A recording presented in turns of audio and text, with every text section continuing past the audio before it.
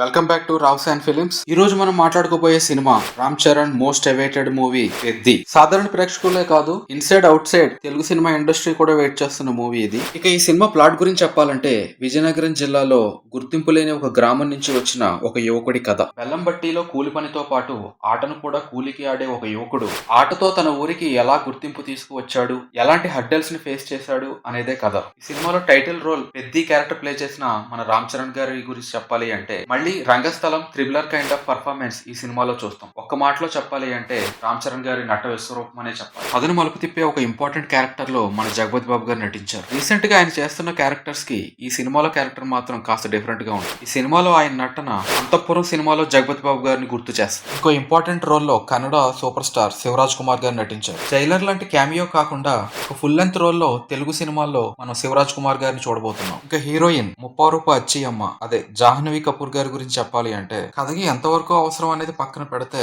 సినిమాకి కాస్త కళను తీసుకొచ్చే క్యారెక్టర్ అని చెప్పాలి. ఇంకా రాంబుజ్జి క్యారెక్టర్ ప్లే చేసిన దివ్యేందు గారు, అదే మన మున్నాభాయ్ గారి గురించి చెప్పాలి అంటే, మిర్జాపూర్ లో యాక్ట్ చేసిన క్యారెక్టర్ యాటిట్యూడ్ తోనే ఈ సినిమాలో కూడా మనకు కనిపిస్తారు. ఇంకా కొన్ని ఇంపార్టెంట్ క్యారెక్టర్స్ లో బొమ్మని రాణి గారు, రవికిషన్ గారు, రావు రమేష్ గారు, అజయ్ ఘోష్ గారు నటించారు. ఇక టెక్నికల్ టీం గురించి మాట్లాడుకోవాలి అంటే, India's one of the biggest cinematographer Rathnavel గారు దీనికి సినిమాటోగ్రఫర్ గా చేశారు. కథని ప్రేక్షకులకి కన్వే చేయడంలో ప్రతి ఫ్రేమ్ ని టాప్ నాచ్ గా తీర్చిదిద్దారు. ఆర్ట్ డైరెక్టర్ అవినాష్ కొల్లా గారు, ఎడిటర్ నవీన్ నూలి గారు ది బెస్ట్ వర్క్ అని చెప్పాలి. ఏఆర్ రెహమాన్ గారి మ్యూజిక్, బ్యాక్గ్రౌండ్ స్కోర్ ఈ సినిమాకి మెయిన్ హైలైట్స్. ట్రెండింగ్ అయ్యే సాంగ్స్ తో పాటు ఉద్వేగభరితమైన ఎమోషనల్ సీన్స్ కి చాలా అద్భుతమైన బ్యాక్గ్రౌండ్ స్కోర్ ఇచ్చారు. ప్రొడ్యూసర్ సతీష్ కిలారు గారు మంచి ప్రొడక్షన్ వాల్యూస్ అండ్ మంచి స్టాండర్డ్స్ తో సినిమాని చాలా బాగా తీశారు. ముఖ్యంగా చెప్పుకోవాల్సింది డైరెక్టర్ బుచ్చిబాబు గారి గురించి. ఉపెన్ సినిమా తర్వాత రామ్ చరణ్ గారు లాంటి ఒక పాన్ ఇండియా హీరోతో ఇలాంటి కథని చేయడం అనేది చాలా గొప్ప విషయం. కథ మాటలు గొప్పగా ఉన్నప్పటికీ ఇంటర్వెల్ కొంచెం ముందు నుంచి క్లైమాక్స్ వరకు కూడా ఇంకాస్త ఎంగేజింగ్ గా ఉంటే బాగుండు అనిపించింది. రామ్ చరణ్ గారు లాంటి ఒక పెద్ద హీరోతో ఒక ప్రమాదకరమైన పాయింట్ ని ప్రేక్షకులతో ఒప్పించడంతో సక్సెస్ అయ్యారని చెప్పాలి. ఓవరాల్ గా సినిమా గురించి చెప్పాలి అంటే,